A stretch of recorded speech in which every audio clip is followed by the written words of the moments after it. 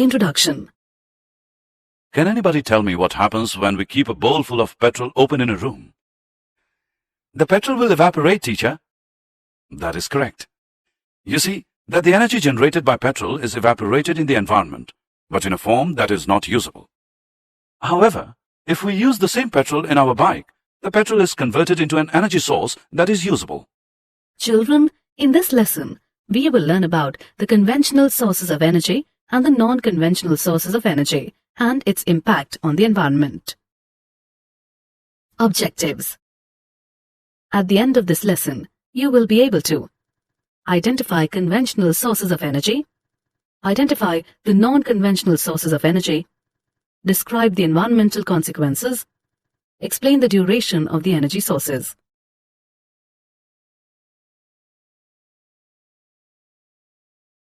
A good energy source.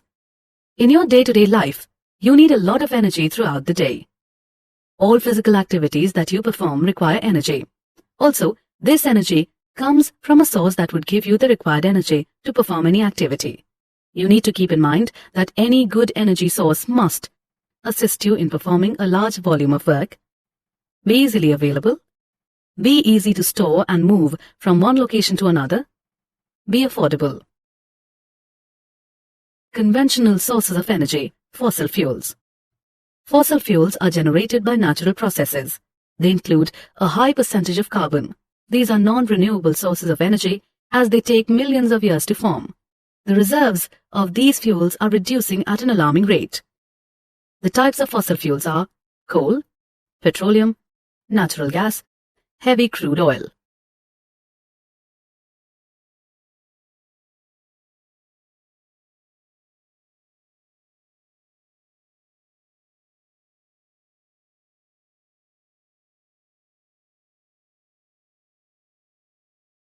Conventional sources of energy, thermal power plants. A thermal power plant is an industry where energy is generated by steam. Here, water is heated and then it is turned into steam. This in turn spins a steam turbine, driving an electrical generator. After it passes through the turbine, the steam is condensed in a condenser and recycled to where it was heated.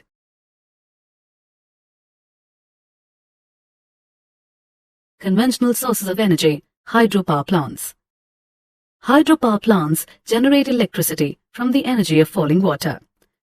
Hydropower is a renewable source of energy. The advantages of hydroelectricity are: the cost of hydroelectricity is low. Hydroelectric power supply is more suitable for industrial applications. No carbon dioxide is produced as no fossil fuels are burnt.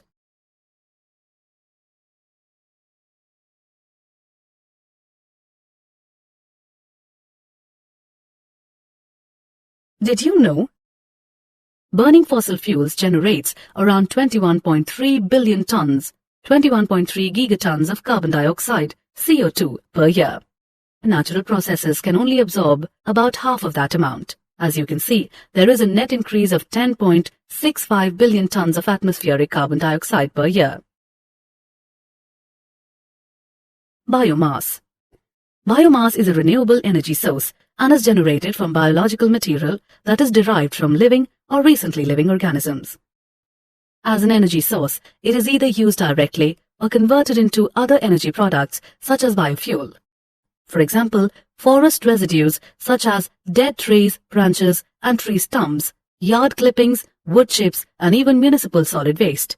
Biomass also includes plant or animal matter that can be converted into fibers or other industrial chemicals.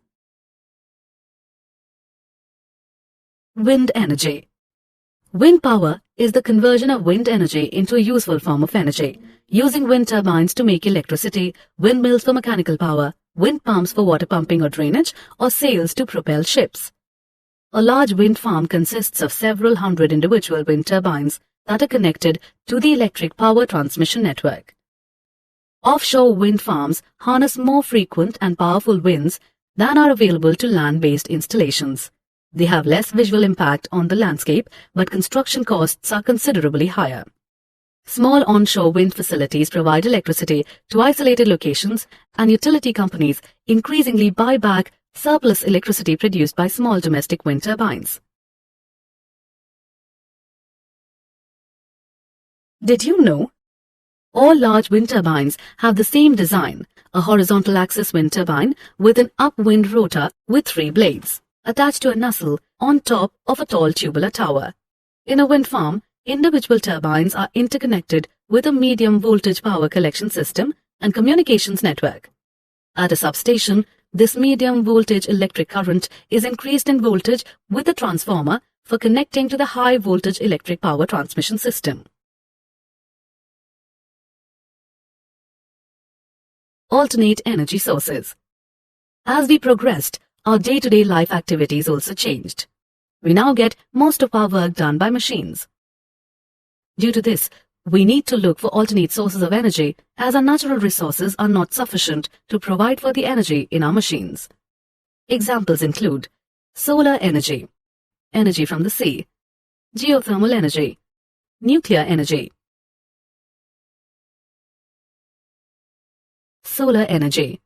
Solar energy is derived from the radiant light and heat of the sun. It has been used by humans since ancient times for a range of technologies. Solar energy is used for architecture and urban buildings. Solar energy is also used for heating water in our day-to-day life, where the solar hot water systems use sunlight to heat water. In low geographical latitudes, the domestic hot water usage is provided for with temperatures up to 60 degrees Celsius by solar heating systems. The most common types of solar water heaters are evacuated tube collectors and glazed flat plate collectors, generally used for domestic hot water, and unglazed plastic collectors used mainly to heat swimming pools.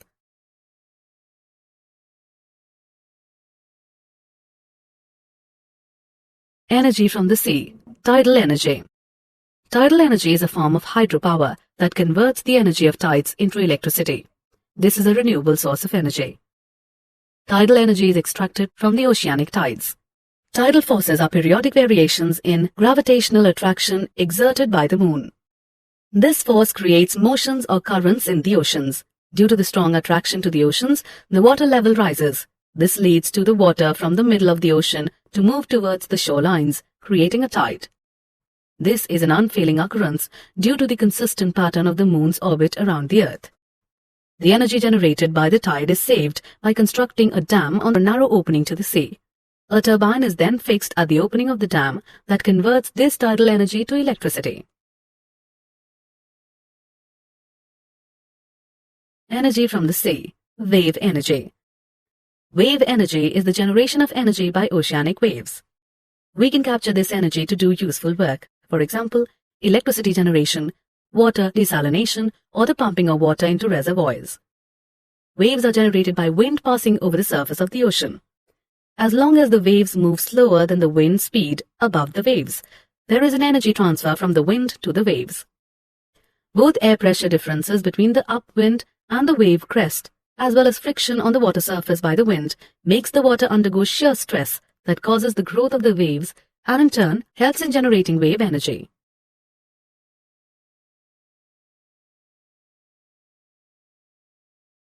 Energy from the sea. Ocean thermal energy.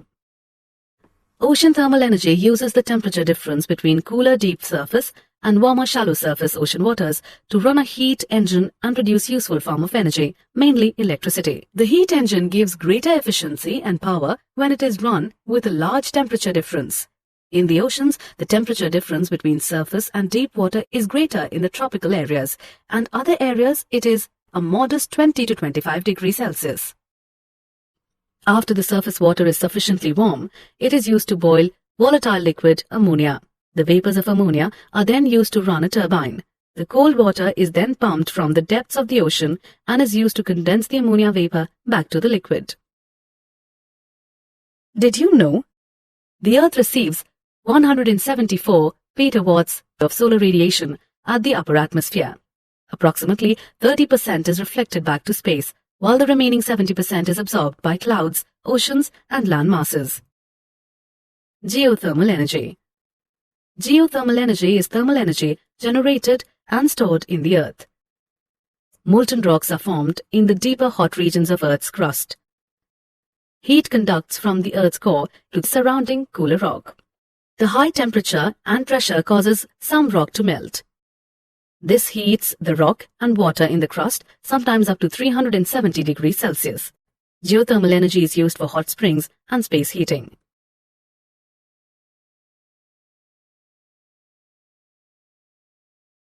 Nuclear energy.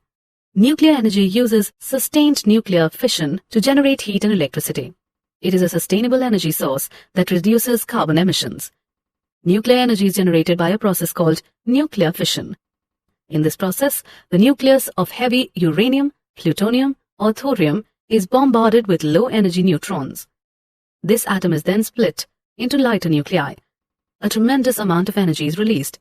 For example, the fission of an atom of uranium produces 10 million times the energy produced by the combustion of an atom of carbon from coal. Environmental consequences.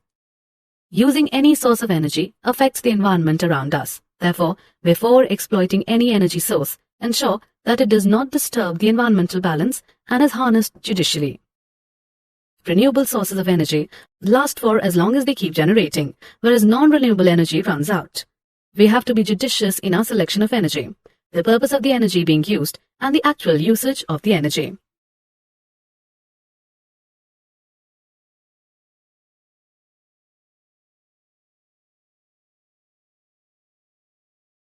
Summary.